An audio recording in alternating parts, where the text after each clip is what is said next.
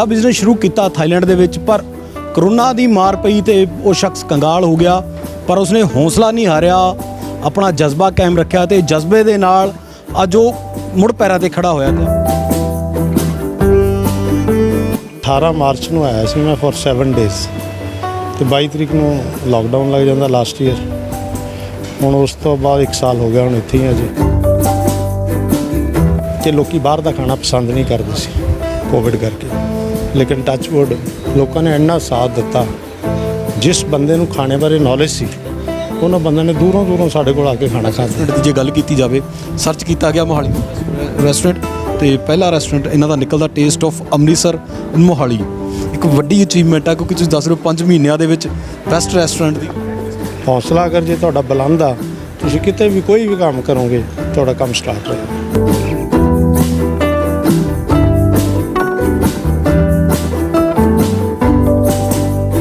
ਸਤਿ ਸ਼੍ਰੀ ਅਕਾਲ ਜੀ, ਤੁਸੀਂ ਦੇਖ ਰਹੇ ਹੋ ਬਾਬੂ ਸ਼ਾਹੀ। ਅੱਜ ਤੁਹਾਨੂੰ ਇੱਕ ਹੌਸਲੇ ਤੇ ਜਜ਼ਬੇ ਦੀ ਇੱਕ ਅਜਿਹੀ ਕਹਾਣੀ ਦਿਖਾਉਣ ਜਾ ਰਹੇ ਹਾਂ, ਇੱਕ ਅਜਿਹੇ ਸ਼ਖਸ ਨਾਲ ਮਿਲਾਉਣ ਜਾ ਰਹੇ ਹਾਂ ਜਿਸ ਨੇ ਆਪਣਾ ਬਿਜ਼ਨਸ, ਇੱਕ ਵੱਡਾ ਬਿਜ਼ਨਸ ਸ਼ੁਰੂ ਕੀਤਾ ਥਾਈਲੈਂਡ ਦੇ ਵਿੱਚ, ਪਰ ਕਰੋਨਾ ਦੀ ਮਾਰ ਪਈ ਤੇ ਉਹ ਸ਼ਖਸ ਕੰਗਾਲ ਹੋ ਗਿਆ। ਪਰ ਉਸਨੇ ਹੌਸਲਾ ਨਹੀਂ ਹਾਰਿਆ, ਆਪਣਾ ਜਜ਼ਬਾ ਕਾਇਮ ਰੱਖਿਆ ਤੇ ਜਜ਼ਬੇ ਦੇ ਨਾਲ ਅੱਜ ਉਹ ਮੁੜ ਪੈਰਾਂ ਤੇ ਖੜਾ ਹੋਇਆ ਤੇ ਆਪਣਾ ਬਿਜ਼ਨਸ ਜੋ ਸ਼ੁਰੂ ਕੀਤਾ ਇੰਡੀਆ ਦੇ ਵਿੱਚ ਕੀਤਾ। ਤੁਹਾਨੂੰ ਮਿਲਾਉਣ ਜਾ ਰਹੇ ਸੀ ਅਮਰਦੀਪ ਸਿੰਘ ਜੀ ਦੇ ਨਾਲ, ਗੱਲ ਕਰਦੇ ਉਹਨਾਂ ਨਾਲ। ਅਮਰਦੀਪ ਸਿੰਘ ਜੀ, ਸਵਾਗਤ ਹੈ ਬਾਬੂ ਸ਼ਾਹੀ। ਹਾਂਜੀ, ਤੁਹਾਡਾ ਵੀ ਵੀਰ ਜੀ। ਜਿਵੇਂ ਮੈਂ ਪਹਿਲਾਂ ਗੱਲ ਕੀਤੀ ਕਿ ਇੱਕ ਵੱਡਾ ਬਿਜ਼ਨਸ ਸੀ ਤੁਹਾਡਾ ਰੈਸਟੋਰੈਂਟ ਦਾ ਥਾਈਲੈਂਡ ਦੇ ਵਿੱਚ, ਤੇ ਅੱਜ ਕਰੋਨਾ ਦੀ ਮਾਰ ਅਜਿਹੀ ਪਈ ਕਿ ਤੁਸੀਂ ਇੱਥੇ ਆਏ, ਇੰਡੀਆ ਪਹੁੰਚ ਗਏ। ਕਿਉਂਕਿ ਜੇ ਗੱਲ ਕੀਤੀ ਜਾਵੇ ਤਾਂ ਬਹੁਤੇ ਲੋਕ ਇੰਡੀਆ ਤੋਂ ਬਾਹਰ ਜਾਂਦੇ ਨੇ, ਤੁਸੀਂ ਬਾਹਰੋਂ ਇੰਡੀਆ ਆਏ। ਕਿੰਨਾ ਸਮਾਂ ਸੀ ਉੱਥੇ, ਕੀ ਬਿਜ਼ਨਸ ਸੀ ਤੇ ਕਿੰਨਾ ਬਿਜ਼ਨਸ? ਮੈਨੂੰ ਉੱਥੇ ਵੀਰ ਜੀ 10 ਸਾਲ ਹੋ ਗਏ ਸੀ। ਮੇਰੇ ਰੈਸਟੋਰੈਂਟ ਤੇ ਕਲੱਬ ਹੈਗੇ ਨੇ ਤੇ ਇੱਥੇ ਦਾ 18 ਮਾਰਚ ਨੂੰ ਆਇਆ ਸੀ ਮੈਂ ਫॉर 7 ਡੇਜ਼ ਤੇ 22 ਤਰੀਕ ਨੂੰ ਲਾਕਡਾਊਨ ਲੱਗ ਜਾਂਦਾ ਲਾਸਟ ਈਅਰ। ਹੁਣ ਉਸ ਤੋਂ ਬਾਅਦ 1 ਸਾਲ ਹੋ ਗਿਆ, ਹੁਣ ਇੱਥੇ ਹੀ ਆ ਜੀ। ਕਿਉਂਕਿ ਉੱਥੇ ਥਾਈਲੈਂਡ 'ਚ ਵੀ ਸਾਰਾ ਕੁਝ ਅਜੇ ਟੋਟਲ ਬੰਦ ਪਿਆ ਬਿਜ਼ਨਸ। ਸੇਮ ਇੰਡੀਆ ਵਾਲੇ ਹਾਲਾਤ ਉੱਥੇ ਨੇ ਜੀ। ਉੱਥੇ ਕਿੰਨਾ ਸਮਾਂ ਹੋ ਗਿਆ ਸੀ ਬਿਜ਼ਨਸ ਕਰਦੇ ਹੋ, ਜੋ ਤੁਹਾਡੇ ਰੈਸਟੋਰੈਂਟ ਸੀਗੇ ਦੱਸ ਰਹੇ, ਤੇ ਕਿੰਨੇ ਕੁ ਰੈਸਟੋਰੈਂਟਸ? ਉੱਥੇ ਮੈਨੂੰ ਹੋ ਗਏ ਜੀ 10 ਸਾਲ ਹੋ ਗਏ ਤਕਰੀਬਨ। 7.5 ਰੈਸਟੋਰੈਂਟ ਆ ਉੱਥੇ, ਕਲੱਬ ਵੀ ਨੇ ਤੇ ਐਟ ਪ੍ਰੈਜ਼ੈਂਟ ਉੱਥੇ ਸਾਰਾ ਕੁਝ ਕਲੋਜ਼ ਆ। ਜਿਹੜਾ ਮੇਨ ਇੱਕ ਰੈਸਟੋਰੈਂਟ ਹੁੰਦਾ ਸੀ ਵਾਕਿੰਗ ਸਟਰੀਟ 'ਚ, ਤੇ ਉਹ ਵਾਕਿੰਗ ਸਟਰੀਟ ਦੀ ਜਿਹੜੀ ਅੱਜ ਤੱਕ ਕਦੇ ਲਾਈਟ ਨਹੀਂ ਸ਼ਟ ਡਾਊਨ ਹੋਈ ਸੀ, ਅੱਜ ਉਸ ਜਗ੍ਹਾ ਤੇ ਲਾਈਟ ਵੀ ਸ਼ਟ ਡਾਊਨ ਹੈ ਵਾਕਿੰਗ ਸਟਰੀਟ ਦੀ। ਕਦੇ ਸੋਚਿਆ ਕਿਉਂਕਿ 10 ਸਾਲ ਤੁਸੀਂ ਉੱਥੇ ਆਪਦੇ ਬਿਜ਼ਨਸ ਨੂੰ ਦਿੱਤੇ, ਵੱਡਾ 7 ਰੈਸਟੋਰੈਂਟ ਤੁਹਾਡੇ ਦੱਸ ਰਹੇ ਹੋ ਤੁਸੀਂ, 7 ਰੈਸਟੋਰੈਂਟ ਸੀ, ਕੁਝ ਬੰਦ। ਕਦੇ ਸੋਚਿਆ ਸੀ ਵੀ ਇਸ ਤਰ੍ਹਾਂ ਹੋਊਗਾ, ਇਸ ਤਰ੍ਹਾਂ ਹਾਲਾਤ ਬਣ ਜਾਣਗੇ ਕਰੋਨਾ? ਹਾਲਾਤ ਤਾਂ ਕਦੇ ਜ਼ਿੰਦਗੀ 'ਚ ਇਹ ਨਹੀਂ ਸੋਚਿਆ ਸੀ ਇੰਡੀਆ ਜਾ ਕੇ ਕੋਈ ਰੈਸਟੋਰੈਂਟ ਕਰਾ ਲਵਾਂ। ਇੰਡੀਆ 'ਚ ਤਾਂ 7 ਦਿਨ ਲਈ ਆਇਆ ਸੀ ਘੁੰਮਣ, ਤੇ ਇਹ ਕਦੇ ਐਕਸਪੈਕਟੇਸ਼ਨ ਨਹੀਂ ਕੀਤੀ ਸੀ ਕਿ ਵੀ ਇੱਥੇ ਉਹ 7 ਦਿਨਾਂ ਤੋਂ ਬਾਅਦ ਇੱਥੇ ਹੀ ਰਹਿਣਾ ਪੈਣਾ। ਕਿਉਂਕਿ ਹੁਣ ਜਿੰਨਾ ਕੋਈ 3-4 ਮਹੀਨੇ ਵੇਟ ਕੀਤੀ ਕਿ ਸ਼ਾਇਦ ਕੋਈ ਵੈਕਸੀਨੇਸ਼ਨ ਆ ਜਾਏ ਤੇ ਵਾਪਸ ਚਲੇ ਜਾਵਾਂਗੇ, ਬਟ ਉਹਦਾ ਕੋਈ ਐਸ ਸੱਚ ਕੋਈ ਨਹੀਂ ਨਿਕਲਿਆ ਹੱਲ, ਜਿਵੇਂ ਅੱਜ ਤੱਕ ਵੀ ਤੁਹਾਨੂੰ ਵੀ ਪਤਾ ਹੀ ਆ। ਫਿਰ ਇੱਥੇ 5 ਮਹੀਨੇ ਪਹਿਲਾਂ ਇਹ ਰੈਸਟੋਰੈਂਟ ਸਟਾਰਟ ਕੀਤਾ ਸੀ।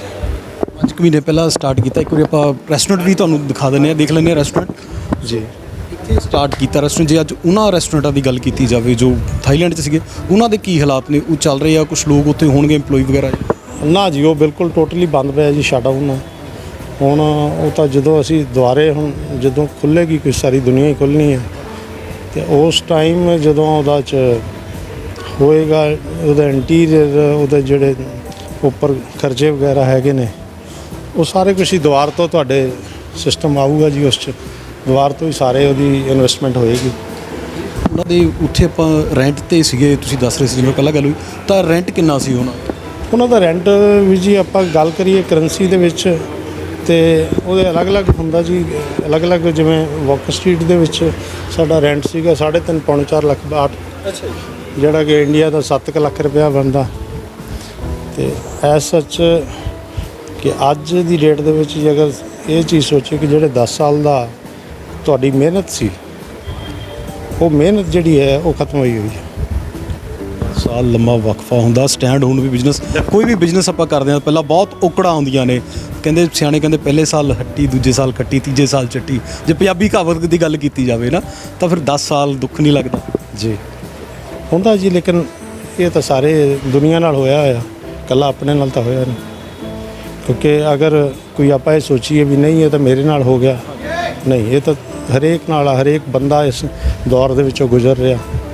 ਕੋਈ ਵੀ ਬੰਦਾ, ਜਿਸ ਬੰਦੇ ਨੇ ਹੁਣ ਇਹ ਵੀ ਆਪਣੇ ਆਪ ਨੂੰ ਇੱਕ ਬਿਜ਼ੀ ਕਰਨ ਦਾ ਇੱਕ ਜ਼ਰੀਆ ਸੀ ਇੱਥੇ ਰੈਸਟੋਰੈਂਟ ਬਣਾਉਣਾ। ਕਿੱਦਾਂ ਸੋਚਿਆ ਕਿੱਦਾਂ, ਕਿਉਂਕਿ ਤੁਸੀਂ ਤਾਂ ਘੁੰਮਣ ਲਈ ਆਏ ਸੀਗੇ, ਹਫਤੇ ਲਈ ਘੁੰਮਣ ਲਈ ਆਏ ਸੀਗੇ, 18 ਤਰੀਕ ਨੂੰ ਆਏ, 22 ਨੂੰ ਲੋਕਡਾਊਨ ਲੱਗ ਗਿਆ, ਘੁੰਮਣ ਲਈ ਫਿਰ ਕਿਵੇਂ ਸੋਚ ਪਈ ਕਿ ਮੈਂ ਇੱਥੇ ਵੀ ਕੰਮ ਕਰਾਂ? ਸੋਚ ਤਾਂ ਇਹ ਹੈ ਜੀ, ਆਪਣੀ ਹੋਮ ਕੰਟਰੀ ਹੈ, ਹੋਮ ਕੰਟਰੀ ਦੇ ਵਿੱਚ ਈਜ਼ੀ ਹੁੰਦਾ, ਲੇਕਿਨ ਜਿੰਨਾ ਈਜ਼ੀ ਮੈਂ ਸੋਚਦਾ ਸੀ ਵੀ ਸ਼ਾਇਦ ਇੰਡੀਆ 'ਚ ਤੁਹਾਡਾ ਬਹੁਤ ਈਜ਼ੀ ਆ ਕੰਮ ਕਰਨਾ, ਲੇਕਿਨ ਉਹਨਾਂ ਇੰਡੀਆ 'ਚ ਈਜ਼ੀ ਨਹੀਂ, ਬਾਹਰ ਈਜ਼ੀ ਆ।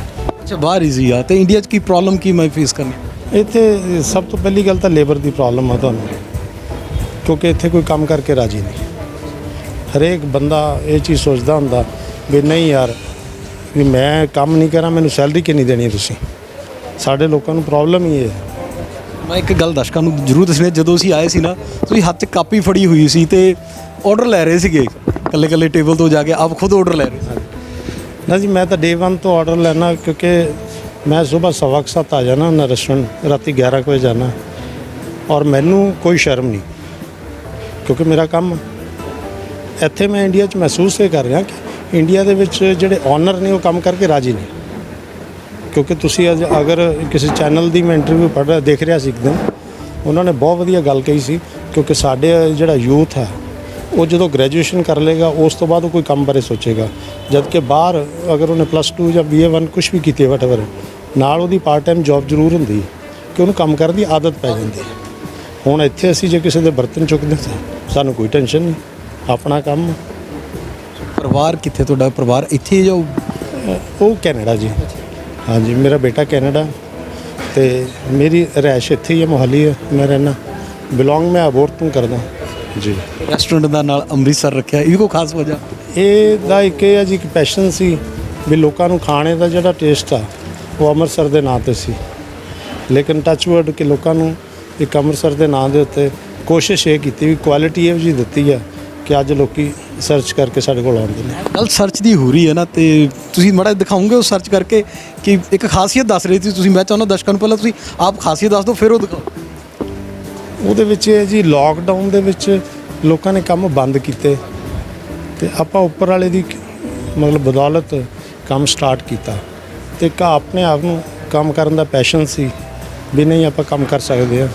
ਕੰਮ ਕਦੇ ਵੀ ਮੇਰੇ ਹਿਸਾਬ ਨਾਲ ਕਦੇ ਕੋਈ ਫੇਲ ਨਹੀਂ ਹੁੰਦਾ, ਅਗਰ ਜੇ ਤੁਸੀਂ ਕਰਨ ਦੀ ਤੁਹਾਡੀ ਨੀਅਤ ਸਾਫ਼ ਹੋਵੇ ਤੇ ਕੰਮ ਲੋਕ ਵੀ ਤੁਹਾਡਾ ਸਾਥ ਦਿੰਦੇ ਆ। ਜਦ ਕਿ ਲੋਕਡਾਊਨ ਦੇ ਵਿੱਚ ਸਭ ਤੋਂ ਵੱਡੀ ਪ੍ਰੋਬਲਮ ਇਹ ਸੀਗੀ ਕਿ ਲੋਕੀ ਬਾਹਰ ਦਾ ਖਾਣਾ ਪਸੰਦ ਨਹੀਂ ਕਰਦੇ ਸੀ ਕੋਵਿਡ ਕਰਕੇ, ਲੇਕਿਨ ਟੱਚਵੁੱਡ ਲੋਕਾਂ ਨੇ ਇੰਨਾ ਸਾਥ ਦਿੱਤਾ। ਜਿਸ ਬੰਦੇ ਨੂੰ ਖਾਣੇ ਬਾਰੇ ਨੌਲੇਜ ਸੀ ਉਹਨਾਂ ਬੰਦਿਆਂ ਨੇ ਦੂਰੋਂ ਦੂਰੋਂ ਸਾਡੇ ਕੋਲ ਆ ਕੇ ਖਾਣਾ ਖਾਂਦੇ ਆ।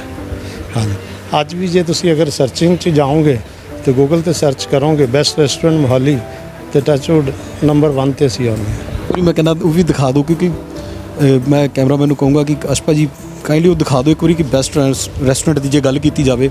ਸਰਚ ਕੀਤਾ ਗਿਆ ਮੋਹਾਲੀ ਰੈਸਟੋਰੈਂਟ, ਤੇ ਪਹਿਲਾ ਰੈਸਟੋਰੈਂਟ ਇਹਨਾਂ ਦਾ ਨਿਕਲਦਾ ਟੇਸਟ ਆਫ ਅੰਮ੍ਰਿਤਸਰ ਇਨ ਮੋਹਾਲੀ। ਇੱਕ ਵੱਡੀ ਅਚੀਵਮੈਂਟ ਆ, ਕਿਉਂਕਿ ਤੁਸੀਂ ਦੱਸ ਰਹੇ ਹੋ 5 ਮਹੀਨਿਆਂ ਦੇ ਵਿੱਚ ਬੈਸਟ ਰੈਸਟੋਰੈਂਟ ਦੀ ਲਿਸਟ 'ਚ ਆਉਣਾ। ਬਸ ਜੀ, ਲੋਕਾਂ ਦੀ ਬਦੌਲਤ ਆ, ਲੋਕਾਂ ਦੀ ਰੇਟਿੰਗ ਆ। ਜਿਹੜਾ ਕੋਈ ਖਾਣਾ ਖਾਂਦਾ ਇੱਕ ਵਾਰੀ, ਜਿਸ ਬੰਦੇ ਨੂੰ, ਜਿਹੜੇ ਬੰਦੇ ਫੂਡੀ ਨੇ, ਜਿਸ ਨੂੰ ਨੌਲੇਜ ਆ ਖਾਣੇ ਦੀ, ਔਰ ਮੇਰੇ ਹਰ ਜੋ ਵੀ ਅਸੀਂ ਪਰਚੇਜ਼ਿੰਗ ਹੈ ਸਾਡੀ ਬ੍ਰਾਂਡਡ ਪਰਚੇਜ਼ਿੰਗ ਆ। ਅਸੀਂ ਵੈਸੇ ਨਹੀਂ ਲੈਂਦੇ, ਮਾਰਕੀਟ 'ਚੋਂ ਲੈਂਦੇ ਨਹੀਂ। ਜਿਸ ਤਰ੍ਹਾਂ ਜੋਮੈਟੋ ਦੀ ਹਾਈਪਰ ਪਿਓਰ, ਉਸ ਤੋਂ ਮਾਰਕੀਟਿੰਗ ਕਰਦੇ ਆ, ਔਰ ਡੇਲੀ ਫਰੈਸ਼ ਹੋਏਗਾ, ਚਾਹੇ ਕੋਈ ਨਾਨ ਵੈਜ ਆ ਚਾਹੇ ਵੈਜ ਆ। ਐਟਮ ਕਿਹੜੀ ਸ਼ੁਰੂ ਕੀਤੀ ਸੀ, ਤੇ ਹੁਣ ਵਧਾਈਆਂ ਵੀ ਅੱਗੇ ਐਟਮਾਂ, ਜਿਸ ਪਹਿਲੇ ਦਿਨ ਤੋਂ ਤੁਸੀਂ ਕੁਲਚੇ ਤੋਂ ਸ਼ੁਰੂ ਕੀਤਾ ਸੀ ਮੇਰੇ ਹਿਸਾਬ। ਅਸੀਂ ਸਟਾਰਟਿੰਗ ਦੇ ਵਿੱਚ ਜੀ ਐਸ ਸੱਚ ਕਿ ਮੈਂ ਕੁਲਚੇ ਤੋਂ ਸ਼ੁਰੂ ਕੀਤਾ ਸੀ, ਅੰਮ੍ਰਿਤਸਰੀ ਕੁਲਚੇ ਤੋਂ। ਉਦੋਂ ਉਹਦੀਆਂ ਮੇਰੇ ਕੋਲ ਹੈਗੀਆਂ 43 ਆਈਟਮਸ ਨੇ, ਬਟ ਜਦੋਂ ਕੁਲਚੇ ਦਾ ਟੇਸਟ ਲੋਕਾਂ ਨੇ ਪਸੰਦ ਕੀਤਾ ਤੇ ਉਸ ਤੋਂ ਬਾਅਦ ਉਹਨਾਂ ਨੇ ਕਿਹਾ ਵੀ ਸਾਨੂੰ ਤੁਸੀਂ ਹੁਣ ਆਦਤਾਂ ਖਰਾਬ ਕਰਤੀਆਂ, ਤੁਸੀਂ ਮੇਨ ਕੋਰਸ ਵੀ ਸਾਨੂੰ ਦਿਓ। ਫਿਰ ਮੇਰੇ ਜਿਹੜੇ ਆਪਣੇ ਸ਼ੈਫ ਨੇ, ਇਹ ਫਿਰ ਮੇਰੇ ਜਿਹੜੇ ਥਾਈਲੈਂਡ ਮੇਰੇ ਕੋਲ ਕੰਮ ਕਰਦੇ ਸੀ, ਮੈਂ ਉਹਨਾਂ ਨੂੰ ਉੱਥੋਂ ਥਾਈਲੈਂਡ ਤੋਂ ਲੈ ਕੇ ਆਇਆ ਜੀ। ਹਾਂਜੀ, ਉਹ ਵੀ ਇੰਡੀਅਨ ਨੇ ਜੀ। ਤੇ ਫਿਰ ਅਸੀਂ ਮੇਨ ਕੋਰਸ ਸਾਰਾ, ਹੁਣ ਮੇਰੇ ਕੋਲ 379 ਤਰ੍ਹਾਂ ਦੀਆਂ ਆਈਟਮਸ ਨੇ ਟੋਟਲ ਜਿਹੜੀਆਂ ਅਸੀਂ ਬਣਾਉਂਦੇ ਹਾਂ। ਇਹਦੀ ਗੱਲ ਕੀਤੀ ਜਾਵੇ, ਲੁੱਕ ਵੀ ਬੜੀ ਯੂਨੀਕ ਐਂਟੀਕ ਹੀ ਲੁੱਕ ਰੱਖੀ ਹੈ, ਇਹ ਕਿਸ ਤਰ੍ਹਾਂ ਸੀ? ਉਹਦੇ ਵਿੱਚ ਵੀ ਸੀ ਜੀ, ਕਿਉਂਕਿ ਰੈਸਟੋਰੈਂਟ ਸਾਨੂੰ ਇੱਕ ਹੈ ਰੈਸਟੋਰੈਂਟ ਡਿਫਰੈਂਟ ਜਿਹਾ ਹੋਣਾ ਚਾਹੀਦਾ, ਕਿਉਂਕਿ ਮੇਰੇ ਕੋਲ ਇੱਥੇ ਆਉਂਦੇ ਅਸੀਂ ਪਾਰਟੀਜ਼ ਹੁੰਦੀਆਂ ਨੇ, ਬਰਥਡੇ ਪਾਰਟੀਜ਼ ਜਾਂ ਕੋਈ ਦੂਸਰੀਆਂ ਹੋਰ ਕੋਈ ਪਾਰਟੀਜ਼, ਉਹਦੇ 'ਚ ਲੋਕੀ ਰੈਸਟੋਰੈਂਟ 'ਚ ਖਾਣਾ ਖਾ ਕੇ ਤਾਂ ਮਜ਼ਾ ਲੈਂਦੇ ਨੇ, ਲੇਕਿਨ ਸੈਲਫੀਆਂ ਜ਼ਰੂਰ ਖਿਚਾਉਂਦੇ ਨੇ। ਹੁਣ ਇਹ ਸੈਲਫੀਆਂ ਦੇ ਰੀਜ਼ਨ ਕਰਕੇ ਹੀ ਸਾਰੇ ਪਾਸੇ ਮਸ਼ਹੂਰ ਹੋਇਆ ਵੀ ਅਗਰ ਜੇ ਤੁਸੀਂ ਕੋਈ ਪਾਰਟੀ ਕਰਨੀ ਆ ਜਾਂ ਐਸਾ ਕੁਛ ਹੋਰ ਹੈ ਤਾਂ ਤੁਸੀਂ ਉੱਥੇ ਇੱਕ ਵਾਰੀ ਜ਼ਰੂਰ ਜਾਓ। ਜਿਹੜੇ ਉੱਥੇ ਰੈਸਟੋਰੈਂਟ ਸੀਗੇ ਉਹਨਾਂ ਦਾ ਵੀ ਸਾਈਜ਼ ਇੰਨਾ ਸੀ ਜਾਂ ਇਸ ਤੋਂ ਵੱਡੇ ਸੀ ਕਿਉਂਕਿ ਇਸ ਨਾ ਜੀ, ਇਹ ਰੈਸਟੋਰੈਂਟ ਸਭ ਤੋਂ ਛੋਟਾ ਉਹਨਾਂ ਦੇ ਅਕੋਰਡਿੰਗਲੀ। ਉੱਥੇ ਜਿਹੜਾ ਮੇਰਾ ਵਾਕਿੰਗ ਸਟਰੀਟ ਦਾ ਰੈਸਟੋਰੈਂਟ ਸੀ ਉਹਦੇ ਵਿੱਚ 120 ਬੰਦਿਆਂ ਦੀ ਕੈਪੈਸਿਟੀ ਸੀ। ਉਹ ਟੱਚ ਵੁੱਡ ਕੇ ਜਿਹੜਾ ਕਿ ਹਮੇਸ਼ਾ ਫੁੱਲ ਰਹਿੰਦਾ ਹੁੰਦਾ ਸੀ। ਲਾਸਟ ਤੱਕ ਜਾਂਦੇ ਜਾਂਦੇ ਕੀ ਸੁਨੇਹਾ ਦੇਣਾ ਚਾਹੁੰਦੇ ਹੋ? ਕਿਉਂਕਿ ਜੇ ਤੁਹਾਡੀ ਕਹਾਣੀ ਦੀ ਗੱਲ ਕੀਤੀ ਜਾਵੇ ਜੋ ਤੁਹਾਡੀ ਲਾਈਫ 'ਚ ਹੋਈ ਆ 10 ਸਾਲ ਇੱਕ ਬਿਜ਼ਨਸ ਨੂੰ ਦੇਣੇ, ਬਿਜ਼ਨਸ ਉਸ ਲੈਵਲ ਤੇ ਲੈ ਕੇ ਜਾਣਾ, ਅੱਜ ਮੁੜ ਤੋਂ ਫਿਰ ਸ਼ੁਰੂਆਤ ਤੋਂ ਸ਼ੁਰੂ ਕਰ ਰਹੇ ਹੋ। ਕੁਛ ਨਹੀਂ ਜੀ, ਮੇਰਾ ਕਹਿਣ ਦਾ ਮਕਸਦ ਤਾਂ ਇਹ ਆ ਵੀ ਜੋ ਕੁਛ ਹੋਣਾ ਹੁੰਦਾ ਉਹ ਤਾਂ ਰੱਬ ਦੇ ਆਸਰੇ ਆ। ਲੇਕਿਨ ਕੋਈ ਵੀ ਬਿਜ਼ਨਸਮੈਨ ਆ, ਮੈਂ ਤਾਂ ਹਰੇਕ ਨੂੰ ਇਹ ਕਰੂੰਗਾ ਕਿ ਹੌਸਲਾ ਨਹੀਂ ਬੰਦੇ ਨੂੰ ਹਾਰਨਾ ਚਾਹੀਦਾ। ਹੌਸਲਾ ਅਗਰ ਜੇ ਤੁਹਾਡਾ ਬੁਲੰਦ ਆ, ਤੁਸੀਂ ਕਿਤੇ ਵੀ ਕੋਈ ਵੀ ਕੰਮ ਕਰੋਗੇ ਤੁਹਾਡਾ ਕੰਮ ਸਟਾਰਟ ਹੋਏਗਾ ਜੀ। ਬਹੁਤ ਸ਼ੁਕਰੀਆ, ਥੈਂਕ ਯੂ ਜੀ, ਧੰਨਵਾਦ। ਇਹ ਅਮਰਪ੍ਰੀਤ ਸੀ। ਇੱਕ ਅਜਿਹੀ ਕਹਾਣੀ ਇਹਨਾਂ ਦੀ ਆ, ਇੱਕ ਵੱਡਾ ਬਿਜ਼ਨਸ ਸ਼ੁਰੂ ਕੀਤਾ ਗਿਆ ਵਿਦੇਸ਼ ਦੇ ਵਿੱਚ, ਥਾਈਲੈਂਡ ਦੇ ਵਿੱਚ, ਤੇ ਮੁੜ ਕਿਸਮਤ ਦੀ ਮਾਰ ਕਹਿ ਲਓ ਜਾਂ ਕਰੋਨਾ ਦੀ ਮਾਰ ਕਹਿ ਲਓ, ਪਈ ਘਰੇ ਬੈਠੇ ਵਿਹਲੇ ਬੈਠੇ ਰਹੇ ਕਾਫੀ ਸਮਾਂ, ਤੇ ਹੁਣ ਮੁੜ ਪੈਰਾਂ ਤੇ ਖੜੇ ਹੋਏ, ਹੌਸਲੇ ਬੁਲੰਦ ਨੇ। ਸੋ ਇੱਕ ਬਿਜ਼ਨਸ ਆਪਣਾ ਫਿਰ ਸ਼ੁਰੂ ਕਰ ਰਹੇ ਨੇ। ਮੋਹਾਲੀ ਤੋਂ ਕੈਮਰਾ ਪਰਸਨ ਕਾਸ਼ਦੀਪ ਦੇ ਨਾਲ ਰਵੀ ਜੱਖੂ। ਲੇਟੈਸਟ ਨਿਊਜ਼ ਦੇ ਲਈ ਸਾਡੇ ਚੈਨਲ ਨੂੰ ਸਬਸਕ੍ਰਾਈਬ ਕਰੋ ਤੇ ਸਾਡੀ ਲੇਟੈਸਟ ਵੀਡੀਓ ਦੀ ਨੋਟੀਫਿਕੇਸ਼ਨ ਦੇ ਲਈ ਬੈਲ ਆਈਕਨ ਦਬਾਉਣਾ ਨਾ ਭੁੱਲਿਓ।